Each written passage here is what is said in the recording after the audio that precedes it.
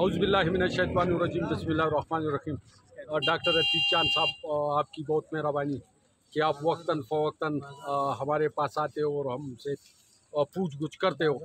ईद के बारे में मैं यही बात कहूँगा कि ईद आ गई है, कुर्बानियों की ईद है। मैं तमाम मुसलमानों को ये पैगाम देना चाहता हूँ कि आप भी कुर्बानियाँ करें, लेकिन जानवरों की नहीं, नफ़रतों की कुर्बानियाँ करें और मोहब्बत को फैलाएं। इसी का नाम ज़िंदगी है।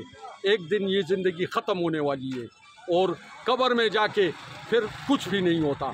अभी आपके पास टाइम है, सिर्फ बकरे और दुम्बों को ज़बा मत करें, नफ़रतों को ज़बा कर दें और लोगों से जो नफ़रतें और बुग़्ज़ है आपके, उनको ज़बा कर दें और अल्लाह के लिए एक हो जाएं। आज बहुत बड़ी रात है, लोग बेन से और ये चीज़ें ज़बा करती हैं। मैं आप लोगों को पैगाम देना चाहता हूँ कि आप नफ़रतें जो है वो ज़बा कर दें, अपनी दुश्मनियों को ख़त्म कर दें, अपने भाइयों से, अपने पड़ोसियों से भाईबंदी कर दें। इसी का नाम ज़िंदगी है, इसी का नाम इस्लाम है और यही अल्लाह का कानून है। बहुत मेहरबानी मेरी तरफ़ से तमाम पाकिस्तानियों को, बल्कि तमाम उम्मत मुस्लिमा को ईद मुबारक हो। तो ऐसा करें कि आप लोग जो कुर्बानियाँ करते हैं, वो कुर्बानियों का जो मलबा आप ज़मीन के ऊपर छोड़ते हैं। और ये महीना जो है, आपको पता है, ये सावन का महीना है, ये बहुत बेकार महीना है।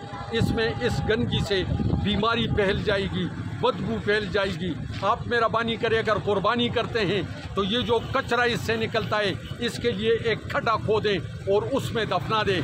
मुल्क भी साफ़ रहेगा, आपका मोहल्ला भी साफ़ रहेगा और इंशाल्लाह लोगों की सेहत भी होगी और आपकी कुर्बानी भी कबूल होगी। अगर आप ये कचरा मैदान में फेंकेंगे तो याद रखें, आपकी कुर्बानी कबूल नहीं होती, क्योंकि आपकी कुर्बानी की बदबू किसी की ज़िंदगी ख़राब कर सकती है, किसी का घर का माहौल ख़राब कर सकती है। लिहाजा बहुत मेहरबानी होगी, जो कुर्बानी का कचरा होगा उसको कोई खड्डा बना के उसमें डालें। आपकी बहुत मेहरबानी, बहुत मेहरबानी। अस्सलाम वालेकुम। और डॉक्टर साहब, आपकी बहुत बहुत मेहरबानी। बहुत पाकिस्तान जिंदाबाद।